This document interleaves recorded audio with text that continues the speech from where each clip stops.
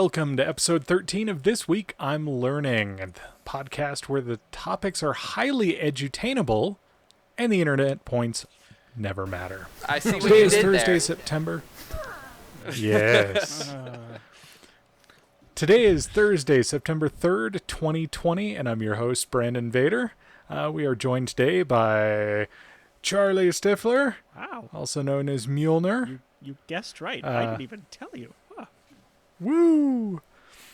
Below me, we have Seeker. Nope. Damn. Ah, 50% okay. so far. Okay. We have Cody Stratman, also known as Psychonitrous. That means over that direction would be Nice. Colton Roper, Hello. also known as Seeker Although- 4761. Seeker got it wrong. Wrong direction. It's, There So- we go. it's fine. Blind squirrel. I've See, got- it's fun just to do that. Track got it right. Seeker got it wrong. Damn it. Professionals. Yep. Definitely. So I do have a little mini rant before we start. I got to go back to work this week, which is Yay. fucking-tastic. I'm so happy to be back. But I've noticed something with the mask. It's kind of like if I put the microphone up, you can't tell if right now I'm smiling or I secretly want to kill you all. So it's And How I Met Your that's- Mother episode with the captain. Yeah. I gotta say, yeah. it's really great for like retail workers because now they can like mouth "go fuck yourself" under their breath, and they can also make them look like they're smiling, and people will thank them for saying True. that. So hey, The you know pro- what? Yeah. The Sometimes problem you- is, I've noticed I use a little bit of sarcasm, and if you can't see that I'm actually smiling, it's kind of hard to gauge other people's response because then I can't see if they're smiling in return or if they're secretly going, I'm going to report you to your manager. Yeah, or when more you fun do that way. something like accidental and you're like, oh, hey, I want to smile to realize, like, hey, I screwed up or whatever. Sorry. You can't do that. Like, And facial really it's expression. like, sorry. And this Uh, this is why we have so much social conflict. Is because nobody can see their face expressions this year when everybody's talking on social media. Boom! You solved everything, Cody. Ah. Congratulations. You can have Now let's one all internet point. Have you seen the Stand masks away from each with other and- the clear Oh. like vinyl bit right there? That just creeps me out more than for anything. people that are deaf. Yeah, I mean, Wouldn't it have I'm to be sure for that's everyone else? maybe what they were. Meh. Well, the deaf do a little bit of lip reading though. For Yeah, that's what I mean. Is it would have to technically Yeah, be for yeah. everybody other than the deaf people. yes, And right now we Yes. can't even get everybody to wear masks for other people. So In some countries, Yep. yes. yeah, just not here. I do have to say, I've been surprised by the mask wearing percentage of Crested Butte versus Gunnison.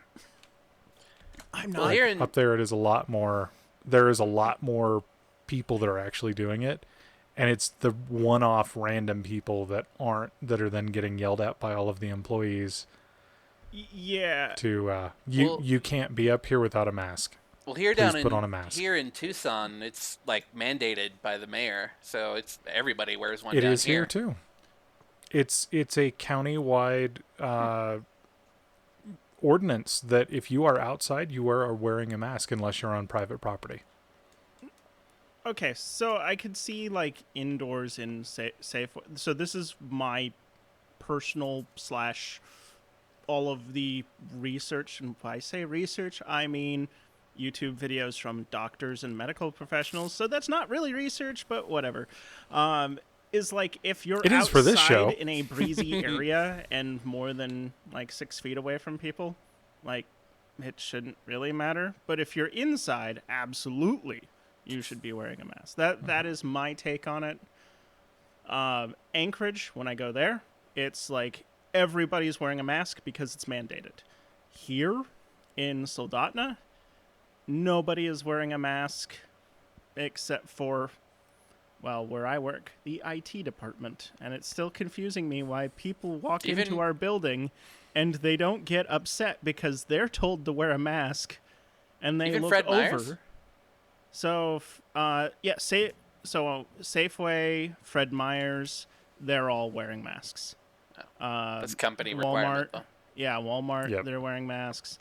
But outside of those stores, it's not real. Like, it depends. So, McDonald's, full mask wearing. They use the shields. They've got the little thing on the stick in the drive-through that they shove in your face, and then you get to play dexterity But it's like games trying with to it. do Yeah, aerial refueling. It's like, there we go. exactly. I feel like an F-16 pilot. No, okay. Let me have joy. Come on. Your No, thrust no to weight joy. ratio is not greater than 1. Literally, no joy. It's illegal now. So, and then Dairy Queen, they're the exact opposite. They're like, here, let me hand you my credit card. And I'm like, you really want this? And then they're no mask or anything. Everybody's working in close proximity. Then they hand it back, and then they give me my Blizzard, and I'm just like, well, at least I live in rural Alaska, so It's a good day to die. we'll see. Hope this Blizzard is worth it. Yeah. It is. It's Yeah. Dairy Gen- Queen Blizzard. I'm generally, sure yeah. it's delicious. Yeah. Yeah. All right. Well, that's enough of that particular rant. I just wanted to get that out there so that if anyone from work happens to be watching, I swear I'm not a serial killer. I'm just a sarcastic bastard. You could just be like, smiley face. That are my friends. You are simultaneously the one that looks most like a serial killer and the least likely to actually be one. Wait, that means that one of us is more likely to. I'm not pointing at you, Cody. You are. It's you the are hair. the This way, number this 3 way. most likely to be a serial killer. I'm And honored. 2 partners at work that might be a little bit closer to the brink, but that's it. Damn, I need to up my serial killer game. No, no. No. There's no No. Wi-Fi in prison, Cody. Is there direct Ethernet connection, maybe? No, it's concrete. How about dial-up? I could probably even make do with dial-up with some custom scripting. So what you're saying is we No. wouldn't none of us would survive in prison. That sounds about right. Yeah. Pretty much. Our Sounds designated legit. 30 minutes of internet time per day if we're in a minimum security prison or whatever the limit is. Actually, On good John behavior. McAfee says that the worst prison system to be, well, second worst is the United States. So, worst is Dominican Republic. Not even number one in that. Yeah, the best prison to be in apparently is in Mexico. If you're a rich guy with lots of money. I've heard and it. I've heard it was Yeah. like White Sweden collar or Denmark comedy. or No, he says because you can buy anything in the prison. that sounds But like it's something John McAfee would McAfee we're say. talking God about, damn it, too. McAfee. Yeah. Okay. Let's rate it in. What we're really going to talk about on this show today, Colton is going to tell us about a blizzard, or no, that a blizzard caused a plague in 2005. Okay. Relevance, maybe? Probably not, but possible. And Cody is Oh, going yeah, to that's- explain. Well, apparently Cody finds out how difficult it is to obtain power. I wonder what he's going to talk about. I wonder if this is. I'm hoping this is like Is it authoritative power and not electrical power. Otherwise, we may be crossing the threads. You never know with me. It could be a serial killer. Could be Never in the cross dictatorial the running. streams. You don't know. Maybe I'm killing people to run as a dictator. I don't think you run as a And dictator. you admitted just it on the become. internet, That's so- why it's difficult for You me. just I start don't doing know. it. And apparently Colton, or no, Brandon, because I can't read, is going to tell us how girls are, or diamonds are a girl's best friend. Girls are a diamond's best friend. Maybe, It goes diamonds both are ways, so maybe. lonely. Okay, I thought the After Dark episode was last time. Are you guys all drunk right now? That's the problem. No, I'm I not. swear, it's It's just I've been water. drinking Blender. constantly Yeah, since water. last episode, so Okay. it's been a long week. I propose a rule that anytime you would face slap yourself, you have to drink something alcoholic. I'm gonna go ahead and start because y'all have been painful so far. I would have to get up and get a drink, and that's not happening right now. Anyway, All right, Cody, why don't so you Retry. Diamonds are a girl's best friend. Well, De Beer got out of the way soon because... Oh, De Beer's a Get out of company. the way. Oh, I didn't realize what De Beer was. De Beer's the diamond Okay, company. I didn't... You should have used Zales or something. Anyway. No. Well, okay. De Beers is the De Beers family- was the one. Yeah. Oh, It's relevant. okay. De Beers was See, the this one is- that created the whole thing of diamonds are a girl's best friend, and you have to spend X percentage of your Which one created pay, Diamonds your Are annual pay. Forever? Huh. Diamonds are Is that forever. Zales? Yeah. See, he I think already is diamonds are teaching forever us as about Zales. diamonds. Anyway. Is it So sales? De way. Beers is a diamond cartel. And Zales is a Yeah. retail outlet. Oh, okay. Yeah. We're Okay. talking about the Oh. difference between, IREA's Power Grid and OPEC. Okay. Gotcha. Completely different things. But soon, these diamonds will be the world's best friend, and they will be manufactured. So Cubic Z's, and everybody's gonna love them. And I I know think what I'm there's getting gonna for be some Christmas. crossover. It's gonna be fun. Not this Christmas. Yeah. Well, next Christmas. Far too bad for that. Oh. Can I have a There's a Surface joke in Duo there. instead? You may not. Surface Duo. You may not. Negative. All right. Cody, what do you Well- want for Christmas? Because no, you can't have it. No. All right, Colton. Take us away to Blizzard because winter is coming. Well, not talking about that type of Blizzard. We're talking about the company Blizzard. Oh! Yeah. Oh! H1. I know Nerd this 1. one. Okay. Yeah, I know what this is, Yeah. actually. I figured. So we're This all is gamers awesome. here at This Week I'm Learning. Myself, for most of my life, with PC gaming getting to be my main focus, like within the last 10 to 12 years or so. What about you guys, roughly? Give me between 1 and like 50. How many years we've been gaming? How the hell- definitely Not, less how old than not together, like seriously gaming as a pastime. PC. Well, just say 2001. gaming. So 19 years. I played Kingdom of Crows and Pool on a DOS computer that we had at the ranch back in 1989. So Jesus. I have been gaming for 32 years. You guys have been gaming longer than I've been alive. wait, And how have you been Yep. gaming? You're 33 Yeah. Yeah, Commodore 64. as a 1-year-old. As a 1 Yeah. year. programming them My games. Because parent- yeah, the my Tandy parents was have older than me, pictures. but My parents have pictures of me playing Galaga and Galaxia Okay. on our Commodore Son of a- 64. You know what? okay. All right. I'm not saying you have to put the pictures on either the website or in the links, but Pixar didn't happen, bro. That's all I'm saying. To tell you what, for our year anniversary episode, I will find some old gaming pictures. Hell yeah, it's going in the notes. All right. Well, so I know we all have heard of the MMORPG World of Warcraft, which was created by the company Blizzard. They actually have an expansion coming out soon called Shadowlands, which is coming out in October, and which is going to be their 8th expansion, I think. So, game's been around forever. It was initially released in 2004, so it's been around for, what is that, 16 going on years. 16 years? FFXI for 16 years. life. Jesus. Hey, When was the last time you played Final Fantasy 11? Yeah. A year ago, I logged in once. Well, World Yeah, of it didn't Warcraft feel the still same. has millions and millions of players. Maybe not. It's not at a high point like it used to be, but there's still a decent player base. But I want to talk about an incident that happened in 2005 that is sort of known as the Corrupted Blood Plague.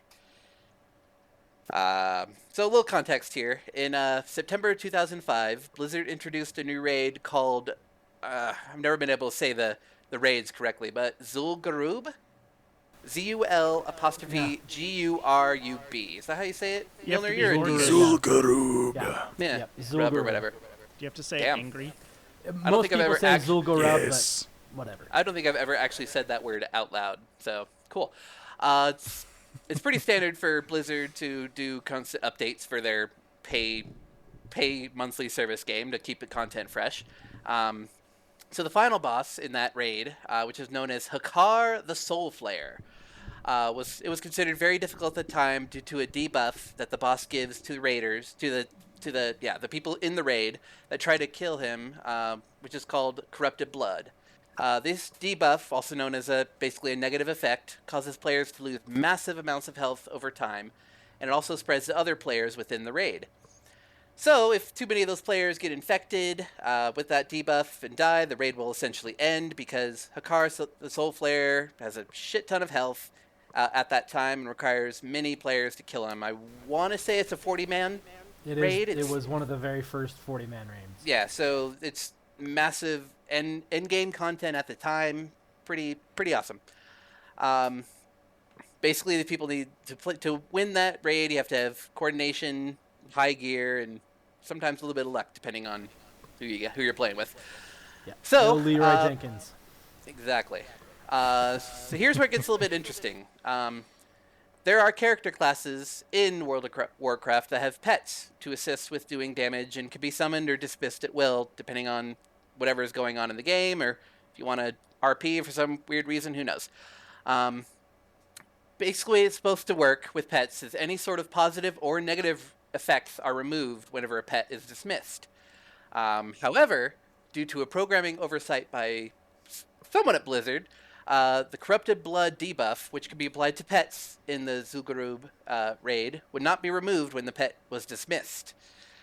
So, players would do the raid, they'd dismiss their pets or whatever, or their pets would die, I mean, it happens, and then they'd go to like a major population center like Ironforge or Orgrimmar, Stormwind City, Stormwind, of course. Yeah, just basically the hundreds of players in these little confined areas to sell their loot they got or turn in quests or hang out, RP. So again, there's millions and millions of players. At this time, I think I've saw somewhere around 2 million players were playing this game, had accounts. So it was popular even back then. So unknowingly, players who were in this raid would summon their pets who were still infected with corrupted blood, which would then spread to other players who would die super quickly because, well, they were low level and didn't have the high-end gear at the end or didn't have the healing ability. But the key, it would also spread to NPCs or non-player characters. In-game characters like merchants, auctioneers, fishermen, basically all the characters added to make the world of Warcraft feel more alive and whatever. The NPCs would not die of this corrupted blood, but they could still spread it. So at this point, it's become an epidemic. They're essentially super spreaders at this point because they spread it to everything around them, but don't actually have any symptoms. Yeah, don't have any symptoms, if you will. They're asymptomatic. So eventually, yeah, it's relevant. So I lied. Excuse me a moment. Continue. Eventually, whole cities of player characters just died. There are pictures I saw of like when a character dies in World of Warcraft. I don't know if it's true in the last few expansions, but back then, whenever a player would die, they would leave their bones. So there were just skeletons of these dead players just covering the ground of these cities. Pretty impressive, actually. So it's basically pretty interesting. So the corrupted blood plague actually inspired many scholarly papers and studies on by I'm just going to say this wrong because I can't say it. Epidemiologists. Epidemiology. See? Yeah. Yeah. Drink. I'm just kidding. And sociologists as well. Because it spread like a virus kind of does. It started in a remote area of the game, spread accidentally to large population centers and infected everybody and got out of control. Again, relevant. So obviously, no one got sick in real life, and dying in World of Warcraft is not really a huge deal. So it's not really a apples to apples comparison, but still a bit of a nuisance. And it's still scholars actually studied how people reacted specifically to this pandemic per se. There were stories of high-level healers offering to remove the debuff so players could keep playing for a little longer before they died of it eventually. There are stories of low-level players that essentially cordoned off cities to keep newer players away from the contaminated zones and guide these players to safety. And of course, there are also players who tried to just randomly spread it and, grief, I guess you could say, and those players were known as assholes. So, pretty accurate representation of humanity in some ways. So I will just basically end on how Blizzard handled this whole thing, because they just started. Well, they've been around for a while, but this game had only been out for roughly a year at this point. It was really popular, 2 million players, as I said. So the Corrupted Blood Plague lasted a little less than a month, from September 13th, 2005 to October 8th, 2005. Blizzard, not to their credit, to their detriment, changed their position multiple times on the status of the epidemic, saying that it wasn't a big deal at first. They actually asked players to voluntarily quarantine themselves. Yep. And before they finally got serious, reset the worlds in the game and patched out the glitch. So basically like yeah. a It's worse than that. tiny-handed orange sweet potato Hitler. There were griefers that would literally congregate in the woods and Pass it on. leapfrog it, and as soon as the wave would end in Stormwind or some sort of it outpost, just they started would again. sneak in and infect everybody again. Total griefers. Oh, total bunch of assholes. Oh yeah, totally. But it did teach. I mean, besides, hopefully, Top Blizzard, maybe a little bit of PR is important, but we all know how that kind of doesn't work with with gaming companies. But it did teach some of these companies that use MMORPGs have working ones how important world level events actually are, because a lot of players actually saw this when it first happened because Blizzard didn't say anything.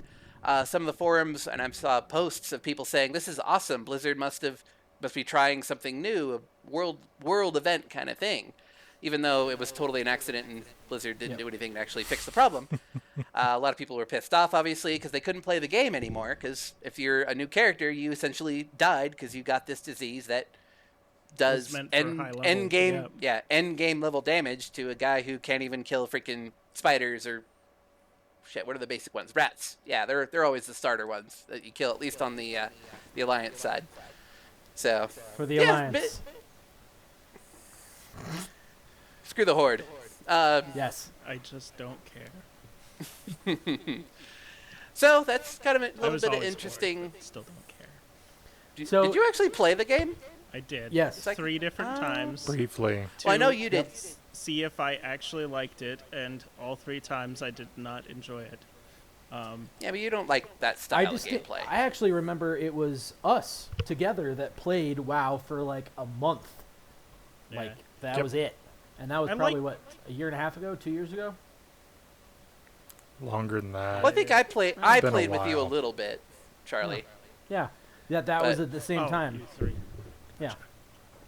Yeah. So I Well- distinctly remember when this happened, a professor from Tufts University actually tried to study using the metadata after the fact to study how it spread and all that. And they actually went to the point of actually trying to recreate the pandemic on one server, like a test server, and very similar things happened where, the noobs just got obliterated. There were high-level griefers that were intentionally spreading it city to city, and all sorts of interesting stuff. Well, that's kind of interesting because the scientists that have been studying it have used this as kind of an example of I guess you'd call it a humane way to study Absolutely. virus transmission as well as human responses to the Yeah, to they would viruses. Because, I mean, a sample size of 2 million players, that's nothing to scoff at when you're dealing with this type of thing. Right? Decent sample size. Yeah, but Yeah. they have to account for certain things that are gamified versus realistic. Well, that's- I mean, that's there was the the thing. one guy in, was it Japan or South Korea? I think it was in Japan that purposely was spreading COVID early on in the pandemic. Griefer. Yeah. Yeah. Maybe not to the extent that you'd see in a video game, but they do. Assholes exist in Well, in he the world can't today, as we respawn. all know. You can't give it to somebody. And have them again, have it's it not respawn. a perfect simulation, but it's an easy way because people responded. What they found, people responded very similar to how general populations respond to Yeah. epidemics. It's So an The- interesting test scenario. There's a certain amount of population that's always going to go through the 12 stages of grief. You know, denial being uno all the way through. And there's a fair number of people who just never get out of that stage, whether it's in grief or during a fucking pandemic. yeah, Yep. Well, super speaking fun. of annoyances. So, I've been building my drone, and this is how far I Is this- am with it. Is this part 2 of your drone building experience, Cody? Not exactly. Um, Okay? Kind of. It is, but it is not. So this is smaller than I thought it would be. So there's my hand. Yeah. There's the drone. how Only big's your half hand? If it's as big as my face, I have cancer, clearly. Slightly smaller than my hand. Let's compare. Here, how big's my hand? Yeah. What are we saying here?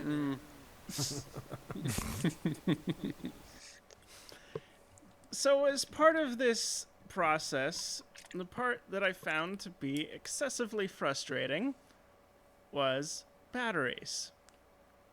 Why? Because I live in Alaska. Now you're thinking, why? It just takes longer to get them there. Yes, in theory. But in actuality, what happens is all of our mail, I would say 99% of our mail, comes via plane. So, like when I was a kid, there was this question when I moved out of Alaska that was like, you know, I don't know why this was on a test, but it was something I remember being pissed off about getting this wrong on something. Was like, what's faster, air mail or priority mail? And I was like, priority mail, because I lived on Kodiak at the time. I'm like, all mail comes by air. And they're like, no, air mail's always the fastest. I'm like, what? But all mail comes by air. Anyway, now the problem with this, with batteries, with specifically Alaska, is lithium batteries cannot be transported in the hold of a passenger aircraft. And where that becomes a huge issue is every company that and it's been like 10 different companies that I have tried to buy batteries from, even some that are only batteries. Battery Junction. You would think that they know how to ship batteries. Unfortunately, they just canceled my order without telling me why. They're just like, nope, canceled. When I tried to order them. Most of the companies will be like Alaska, and they'll be like, nope, done. Like, no more. Do not press go. Like, you're out of here. Amazon, it's an issue. At work, it's been an issue. There's some caveats to this. So, if you order something, like when I ordered my GoPro has a battery in it. So, as long as the battery is in the item, it can be transported that way. So, it's kind of odd. But it has to be less than 30% charged when it gets shipped. The way around this is to have things actually shipped with a ship. So if ship I On a boat. Ship. Yep, on a boat. I'm on a Or boat. Boats. Boaty boat. So there's several McBoatface. companies in Alaska that specialize in doing this. Carlisle. There's a small store that does it too out in Homer. That you can actually ship things to Fife, Washington, and then they'll actually ship it up, and it takes about a week to get here, which is better than not getting it at all. Right. Now, the reason... So after doing this and researching it and going, hey, you know, maybe I should open my own battery store in Alaska because of how problematic this is, I was curious about batteries and their workings, specifically these lithium batteries. So the reason why there's such a problem is in their discharge state, they're actually not too bad. But once you charge them, you're taking them. So lithium naturally wants to lose its last electron, the outer ring of electron. Valence electron. Yep. The last Yeah, one. Yep. so it makes it a powerhouse because of that. However, when you charge it, you actually put that electron back with it, which makes it unstable. So since it's unstable, so what happens is there's this barrier that it basically the lithium can pass through, but the electron can't. So the electron has to go around to get to it. And when it's charged, so on this side, it's with its electron, and it passes through. When you use it on something, then the electron goes through whatever piece of electronics that you're using and actually uses that basically the power, and then the lithium then binds into a chemical compound on the other side when you do that, and it's relatively fine on that side. The problem is if you bridge the gap, it basically you have so much of the lithium and electrons rushing through that you cause an explosion. So that's why there's such an issue, that if they're safe until they break, either by heat, by puncture, by whatever, then you have a fire on the hands. This was an issue in airplanes, actually. It's why... So actually, I am tying this in with airplanes. So you can only carry these in your carry-on luggage, because if there's a fire that, breaks out, you need to be aware that there's a fire there. That's why it's okay in the carry-on luggage. Because you'll notice, hopefully, if your bag starts smoking and melting, and they'll be able to deal with it. It's also why there's restrictions on how big the battery can be or how many batteries you have, too. It's very important to firefighting to know that there is a fire to fight said fire. Generally, yes. And also probably the composition of that fire, too, so you don't have something like what happened in Tianjin a few years ago. Oh, banned in China now. But, yeah. Anyway, if you're curious, just Google Tianjin explosion. Yeah, so anyway, this led me to batteries, and I'm like, I wonder if there's new types of batteries. And Google was like, oh, your search history indicates that you're searching for batteries. So, Brandon! Yeah, I don't know if it's going to help you, because I have a feeling that the airline industries would probably still not want it on their plane, even though it's passenger? perfectly safe. Yeah. Radioactive diamond batteries made from nuclear waste. Yeah, so I recently learned that diamonds have a really interesting property, that they can absorb radiation and emit an electrical charge. A company called NDB says that their nanodiamond batteries, I wonder where they got their name from, are the way of the future. So all modern nuclear power facilities use graphite rods, and even like shipboard nuclear reactors use graphite rods to help control the reaction and create a reliable source of heat for steam generation. These rods eventually need replaced and end up becoming a rather sizable source of radioactive waste. I couldn't find how much the United States produced, but I was able to find out how much the UK has produced since their start in the 1940s. I have the answer. 95. Oh, who? 23 cubic meter or cubic feet of waste. I was literally researching a topic like, I don't know, an hour and 15 minutes ago, and that was one of the data points they said is that's how much nuclear waste there is in the United States. 23 million cubic feet. 23 million. Okay, Damn. first you Oh. said 23. I'm Damn. like, oh, that's Like, pretty sorry. small. That's pretty controllable. So, Could fit that here. and I mean, of that, not all of that is going to be able to be used. Right. Specifically, the graphite can be used. In the UK, since the 1940s, they've produced 95,000 metric tons of radioactive graphite waste. So it's a big chunk of it. But I couldn't find out, like, when they decommission a nuclear power plant, like what percentage of the waste is graphite. It's not so much that they're decommissioning it and that's when they pull the rods out. It's like the rods have a life that they have that is less than the reactor's life. So they're getting replaced almost as frequently as fuel rods are. Yeah.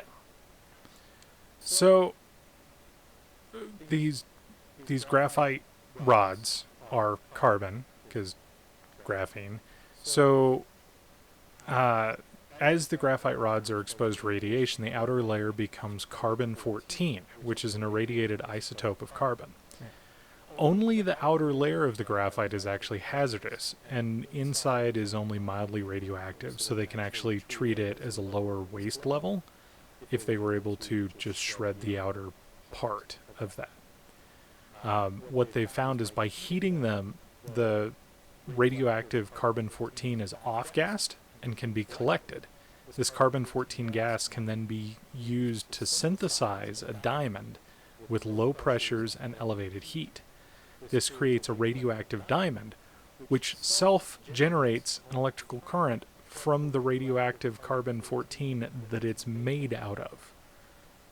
It is nearly 100% efficient, especially when you encapsulate it with a non-irradiated diamond layer, because then you're trapping the radiation, you're then producing additional electrical charge off of that absorbed radiation, and this nesting effect makes it almost 100% effective. In their testing, these nested diamonds let off about the same radiation as the human body, and less than a banana does. On banana for scale. I didn't know that that I am in more danger right now than throw it away. Than a radioactive battery. Yeah. Yeah. So, interesting fact. I didn't know until earlier this year that bananas are radioactive. Yeah. Don't do it. You have so much friends. Do you know how many bananas you would have to eat in one sitting in order to ingest a lethal radiation dose? Hopefully not one. It's got to be 100? like 6 or 7 trees worth, so like 300. 100? Try 10 million Oh, okay. to receive a you're gonna lethal have dose. More issues then. Yeah, Yeah. you're gonna die of. You would have to eat of potassium poisoning long before that. Yeah. You In order. I want to add something real quick. Okay. So now that you mentioned potassium, when I was looking at lithium batteries, so lithium is an alkali metal, Right. and I was like, this effect could be used really with any alkali metals. So I Correct. was looking at sodium, and actually they're working on sodium batteries as well. And search results for cesium battery. There's actually some stuff that came up. I didn't have time to do a bunch of research into that. And of course, Nickel, the cadmium? almighty francium battery. Oh. But there's not Yeah. enough Rancium. francium to do anything with. Oh, so- francium. There's like Yeah. 700 grams in the entire Earth. They're estimating. Yeah. Yeah. You'd have the most expensive battery ever, a francium battery. That its Anyway. half-life is like half a second. It just goes Really, really Yeah. fast. Yeah. Battery. It's a fastium battery, is what you're saying? God damn it, Charlie. Track, go ahead. And yeah, you drink. Terrible. Yeah, you drink to that. Okay. Thank you. So, 10 million bananas to receive a lethal dose in one sitting. Or, if you wanted to Superpowers. try and obtain it, you would have to do 274 bananas a day for 7 years in order to start experiencing chronic symptoms. So, not really dangerous. That's So Donkey Kong this- level area. right Yeah. there. Yeah. So this nested diamond produces much less than that. So they're saying that you could theoretically implant these diamond batteries into pacemakers because they would be safe. You would never have to open that person back up to replace a battery. They're talking satellites and spaceborne vehicles, stuff like that. Cell phones? NDB, well, that's where it gets a little more interesting. NDB is actually proposing like making these into standard battery sizes so that you could have your Xbox controller last for 2,000 years. That's like the They're talking thorium-powered car that has to refuel every 11 years. Yeah. So they're also talking making these into car batteries, phone batteries, like once it becomes more tested and It's going to be interesting to able. see how Big Oil tries to quash this. yeah, that's kind of the thing I'm wondering about right now. And I wasn't really able to find any solid. Like, this is how Like it the- works specifically. Like, this is the stage we're on. That's my I mean- concerning part. There's, like, NDB Yeah. had, like, for investment opportunities, click here, and, like, a fancy, like, animated video. But I wanted more Yep. concrete, like, hey, what stage are you on of this process, and how is that going along, and what are the hurdles that you have to get over specifically to create these? How much power do they create? How many of these do you need to put in a structure to power a cell phone? I mean, just having I it on a guess- pacemaker would be worth it enough easily. So I guess Oh, the yeah. question is, how is this near future technology, or is it like 50, 60 years down the road? From their, I wish I would have written that down. I want to say from their site, I saw that they wanted to promote or push us into a future where we are carbon neutral by 2060. Okay. So I mean, within our lifetimes. Too bad we have to be carbon neutral in 10 years, or otherwise we're over the tipping point. I've heard it's even Yeah. less now. Yeah, probably. Well, the good news... Maybe there- 2020. There is something... Shut up. There is something fantastic about this year. It's stupid, but if we actually had the same carbon output as we did this year for the next 10 years, we would almost triple the amount of time we would have to become carbon neutral. But as soon as things go That's back not to gonna normal... happen. It's gonna Yeah. go higher than it was, wasn't it? Yep. Yep. Well, So- I think that there's Well, going I to be a mean- substantial Gotta burn that burst. oil. And then, so interestingly enough, the fashion industry actually puts out more carbon than the airline industry. Oh, by an order of magnitude, I'm sure. Yeah. Oh, in a terms lot of like people, pollution, that is so bad for the environment. The Yeah, a fashion lot of industry. people point to the airline industry like, you're doing terrible things, and then when I'm sitting in San Francisco at the airport and they're going, offset your carbon for this trip, I kind of have a little conniption.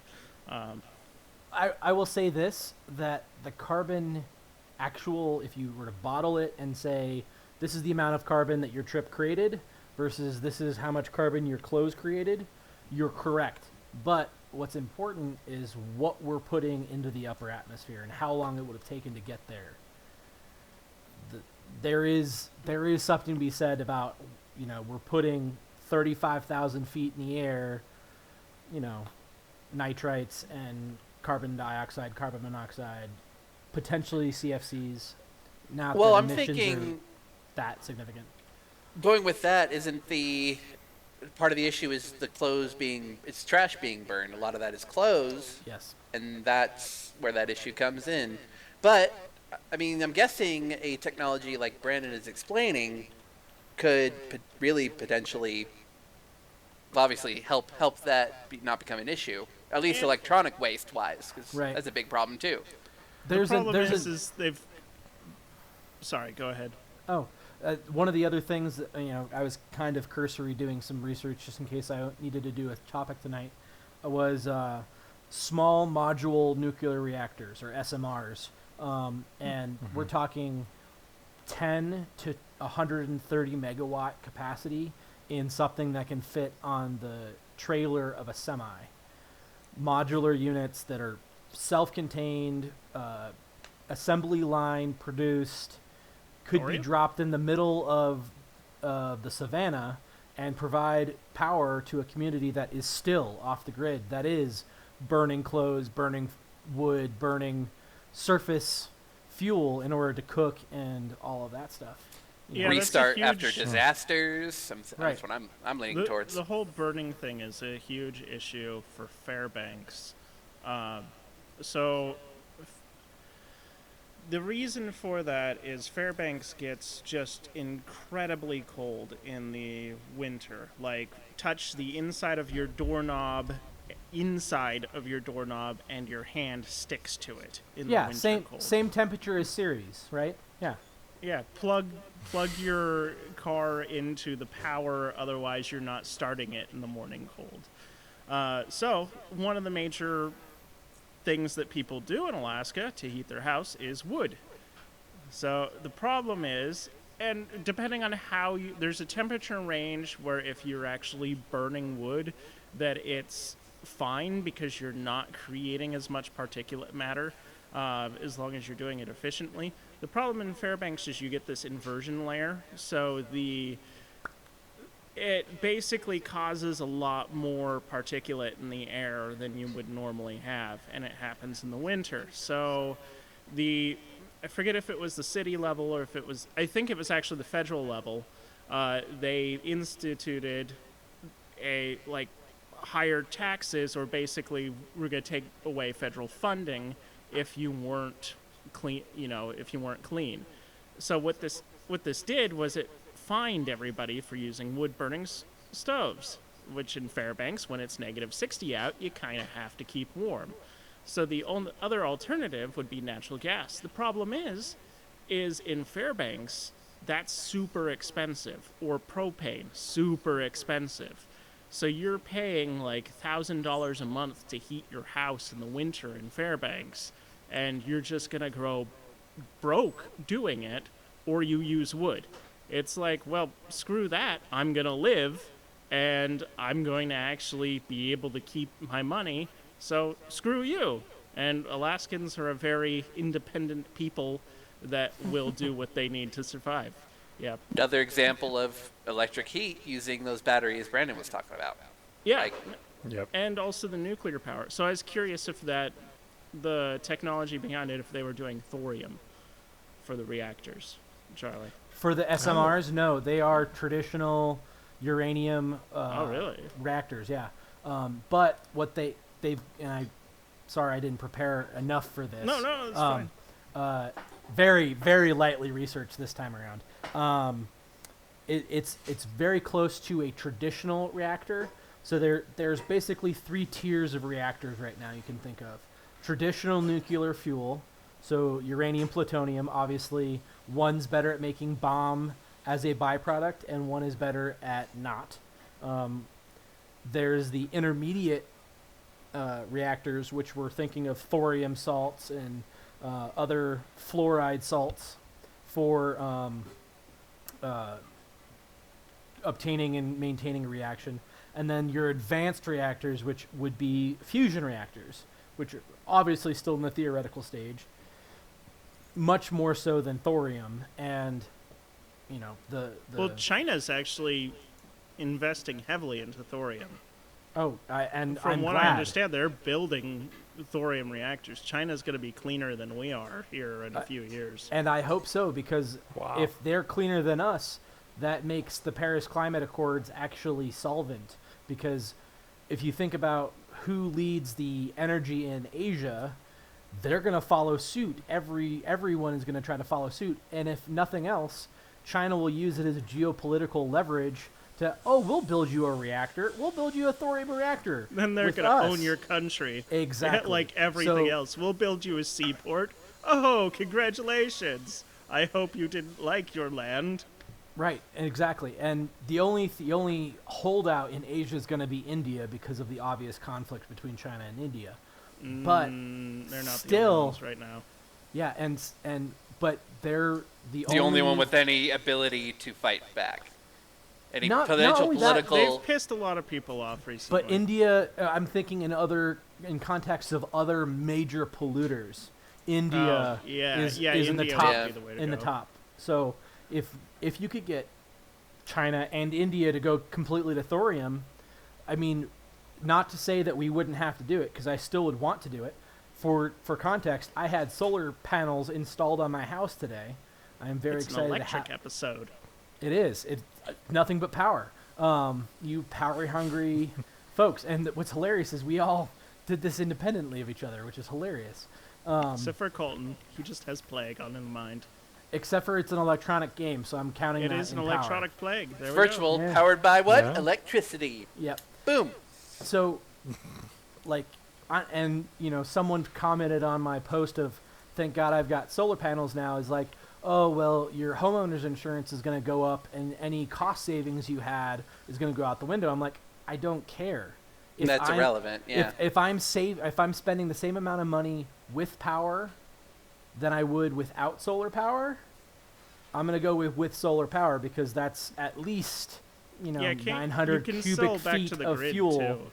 Exactly. And now, granted, the way that net metering works, and I'll go into this for 2 minutes, the way that net metering works, at least in my situation, is they give me a credit for as much of the energy as I produce.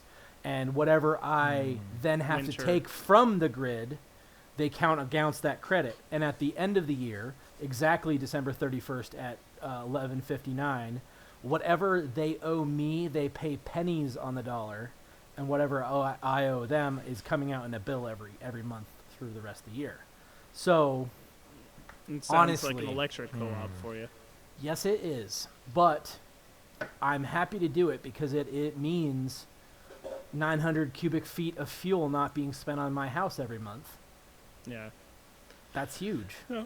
And that's something off my conscience. And, a Tesla car or some other facsimile electric car is in my future at some point.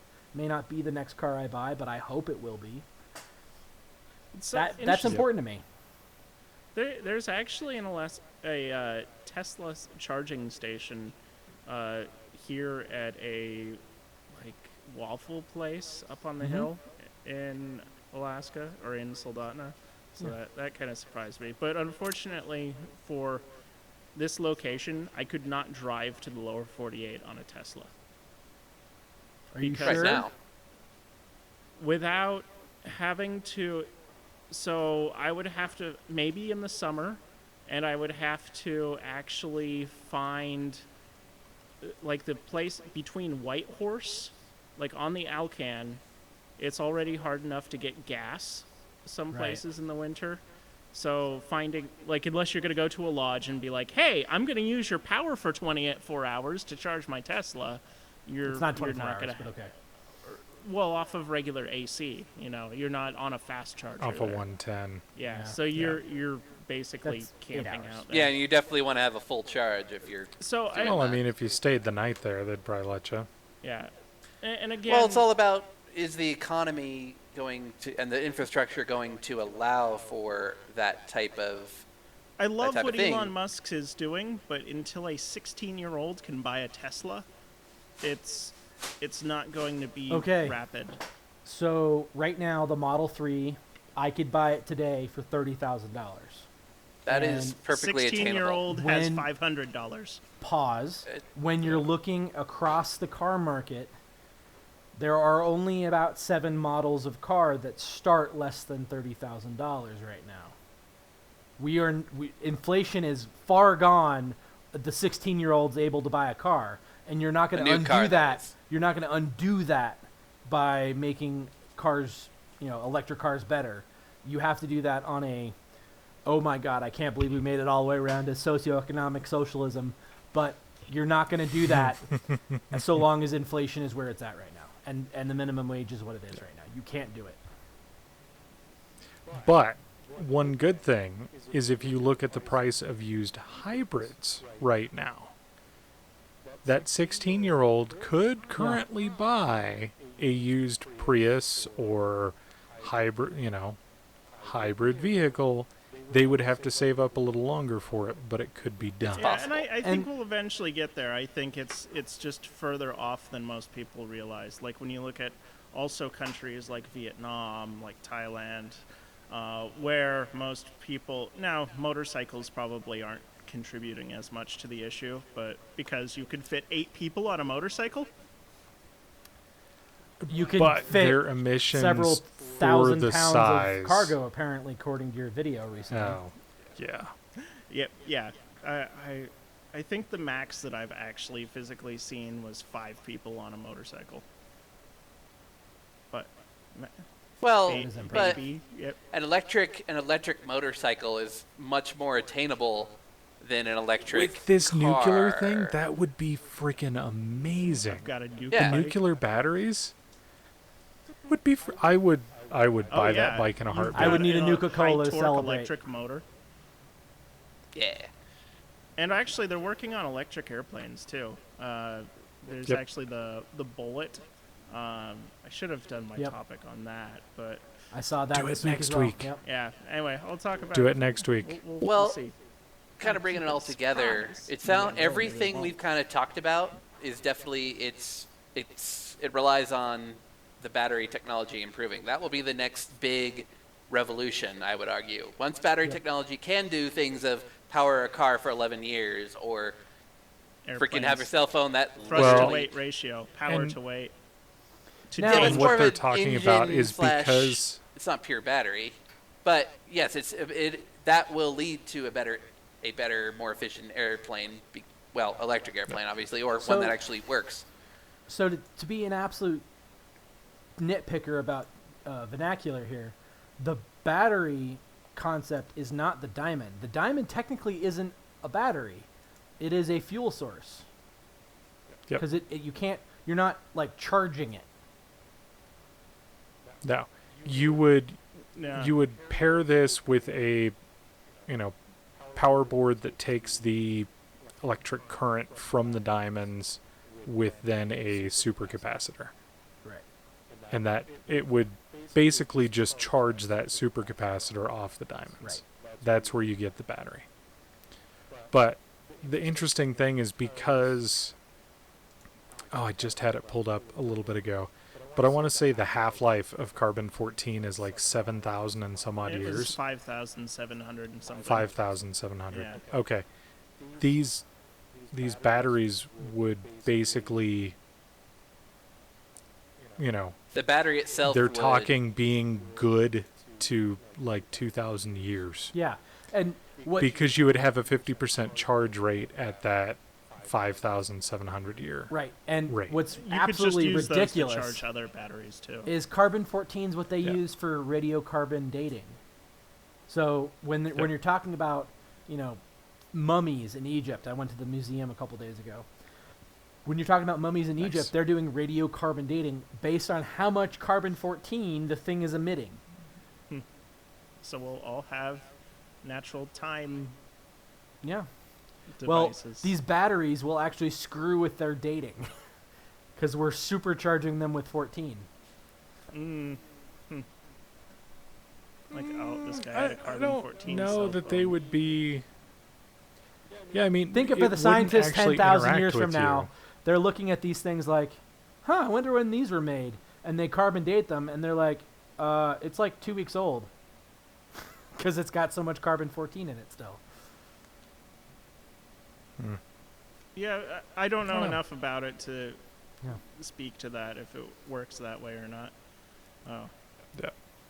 Yeah. I guess But next week, maybe. That's actually kind of Yeah. hopeful. That's Yeah, really cool. Like, I Yeah. saw it and it kind of inspired me. I remembered reading it a couple days ago, and I was looking for a topic today, and it's like, you know what?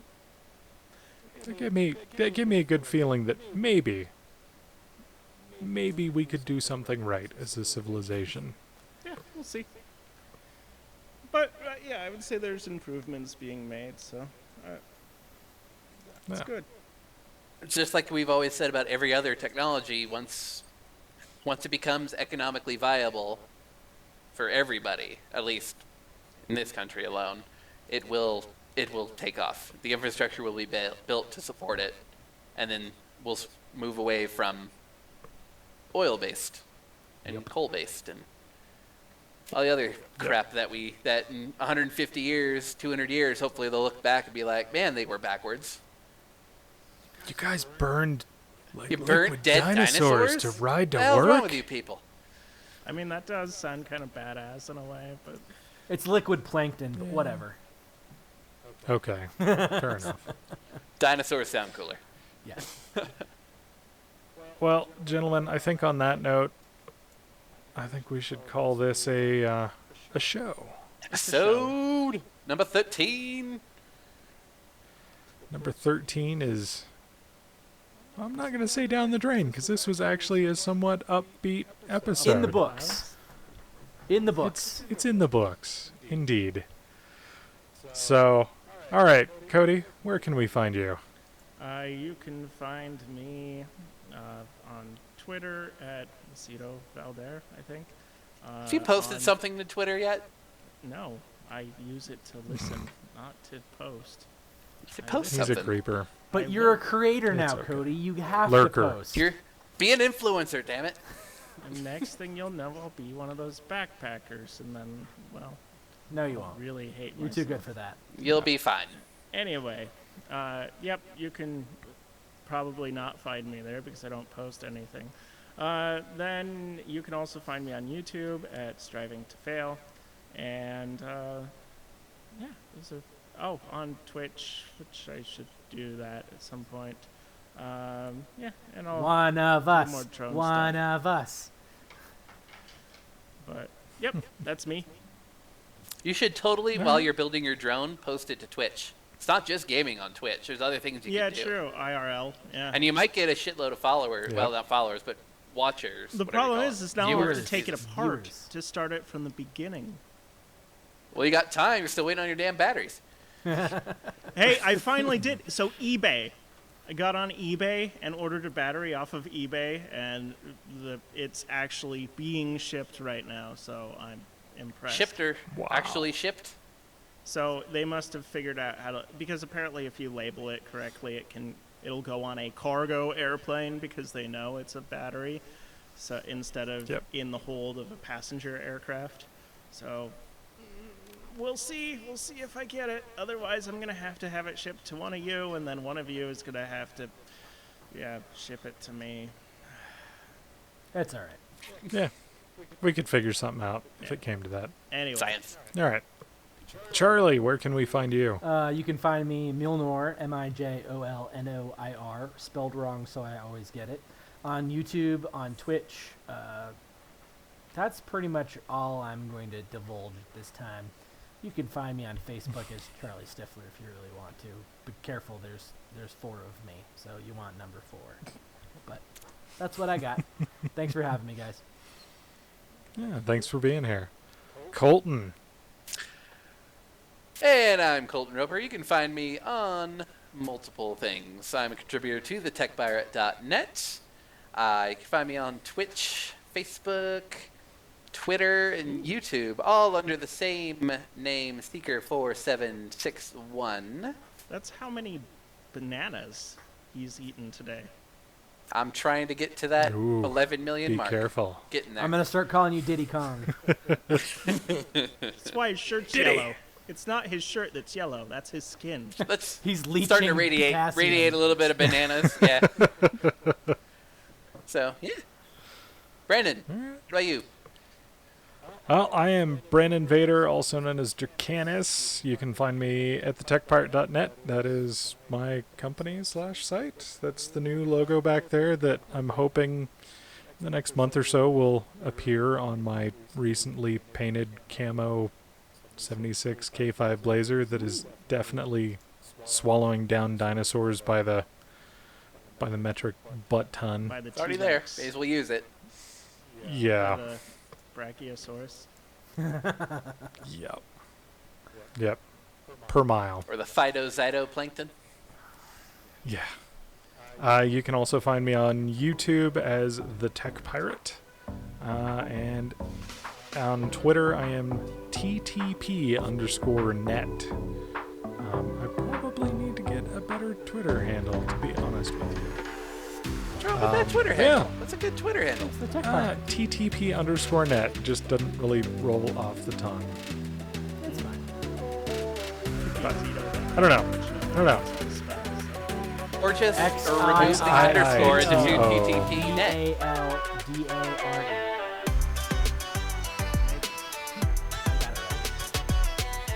Yeah.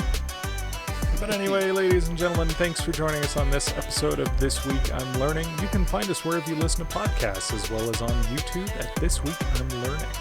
For you social media peeps out there, you can find us on Twitter under @ThisTWIL. TWIL. It is if you like- this week I'm learning. I realize that, but damn it, it's unique. Yeah. This week That's I'm learning. alright. Technically, if you spell out the TWIL. Yeah. Yeah.